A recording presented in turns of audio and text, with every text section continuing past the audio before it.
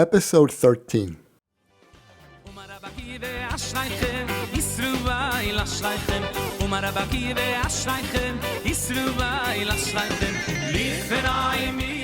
Shalom, this is Rabbi Eliyahu Mitrov with this week's Talmud podcast. The last class we discussed the Tosafoes, Kigoma Peres Dekel, on Daf Lamed Gimel Amud Beis. And there Tosafoes' kasha was, V'im tomar hache filu I abi da'asu, eich yikne kefel. Even if it comes out that this is surely going to happen, just like Dekel, for example, surely the tree is going to give fruit. If you could possibly say somehow that this is surely going to happen, so then we would say you'd be able to kone a davar shelo ba'olam. In other words, if we knew that this thing is going to get stolen, there's going to be kefel, the assumption is that if the shomer pays, he will get the kefel. And the only thing that's in the way is the fact that it's not asita avid, that it's not surely going to happen, if he would take that factor away. So surely it would happen. This is the introduction to Tosafoes' kasha, and Tosafoes' kasha is ha'ech yiknei kakef b'maos shilem. How is it possible that he acquired this kefel by paying? V'halo maos eno konos. Money can't acquire kefel. The maximum it can do is mishapar. It can cause a curse.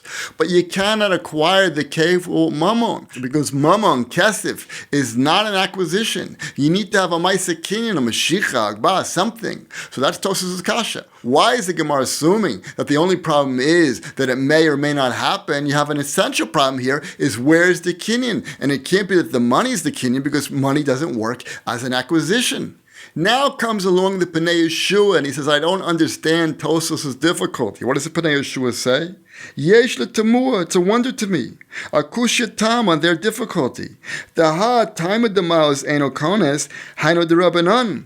The only reason why we say that money is not a legal acquisition is because the rabbi said so.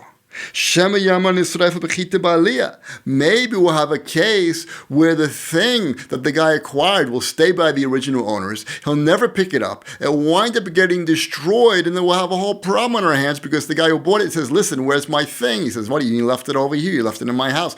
And it becomes a whole legal difficulty. So therefore came along the rabbis and said, no, you have to do mashicha, you have to hagbah, you have to pick the thing up. And this way you'll take it home, and we won't have this problem. But in this case, that's not shaykh to say here. How is he going to take the kefil home? We're talking about an acquisition on the future fine of the animal. It's not shaykh for the rabbis to make a gezerah in such a case. And therefore, the Pnei Yeshua does not understand how can Tosafoes possibly have a difficulty that the money is not kone, because in this case, money would work. So that's what the kinyan is. Don't ask me where's the kinyan. The kinyan is by the money. When he pays, he acquires. And that's the kasha of the Pnei Yeshua. Now also, Rabbi Kiva Eger does not understand the kasha of Tosafoes. Why? Because he has an answer. The answer is, it appears that I can answer Tosafoes' problem. The Ev Shalom and the Masnis and Sover, Shibud din Torah. That it works, but Derek Shibud, the owner is obligated to pay this guy. Or or it's similar to a loan with a star. In other words, he's chayav to him. It's like he has a star, because deraisa, he is now chayav to him. Since the shomer paid, the original bow is now chayav to him, the kefil, matam shibud, and that's how it works. And money would work for that. Even if somehow you could answer the kasha of the Pnei Yeshua, that you have to have some type of kinyan, but still, shibud would go beyond that. You don't need a kinyan for shibud. As soon as the guy pays, he's now obligated mina Torah to give him the kefel, and that's where the kinyan is. And this is what he says: V'im kain yesh lamer shemocher lo. Therefore, he sold to him that if Yischayev aganav kefel shibud nechasav. It's like he's chayev, he's obligated his own personal property to this guy. Mocher lo zeh shibud. He sold him the shibud.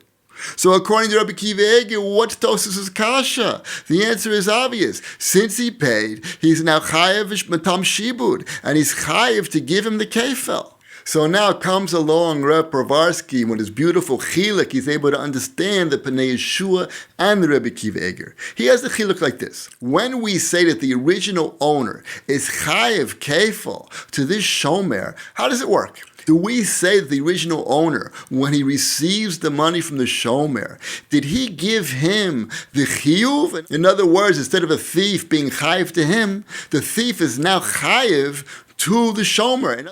He handed over the chiyuv to the shomer. Is that what's going on?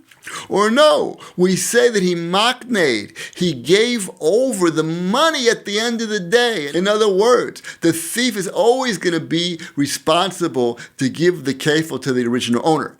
After the original owner receives the kefil, it now has to be given over to the shomer because it's his. So the chiluk is, did he makneh the chov or did he makneh the kesef? Which one did he give over? The ownership of the obligation or the ownership of the actual money? The chiluk needs to be spelled out a little bit because at the end of the day, the original owner is obligated to give over the money to this shomer. But the difference is like this. If you have three parties, you have the original owner, the shomer, and the thief. Now, do we say that the thief is chayiv to the original owner? Or do we say that the thief is chayiv to the shomer? If we say that the thief is chayiv to give the kefil to the shomer, it means the original owner handed over the obligation to the shomer. But if we say that the thief always stays obligated to the original owner, so that means that what he handed over to the shomer was just the money. So that's the split. Did he hand over the money or did he hand over the obligation? So in order to explain Tosafoes, Rav Povarsky says it must be that Tosafoes holds that the original owner is chayiv the money at the end of the day. And that will explain why Tosafoes doesn't hold by the answer Rabbi Kiva Eger. Rabbi Kiva Eger said the way it works, if he pays money, he gets the shibud. The shibud is the obligation. But Tosafoes doesn't hold that he hands over the obligation. He holds he hands over the money of the day. And that's why he doesn't hold by the answer Rabbi Kiva Eger.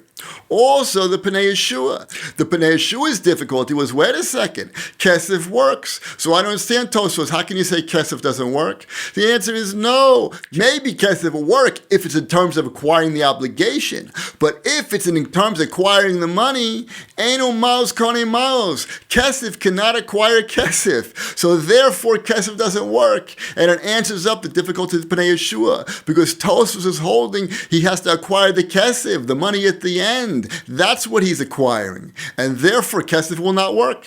You have to add a small chiddush to this, is why is he over mishapara? Why is he over the curse of somebody who sold something who backed down, if in terms of kesef? Because kesef doesn't work at all. It should be a nothing.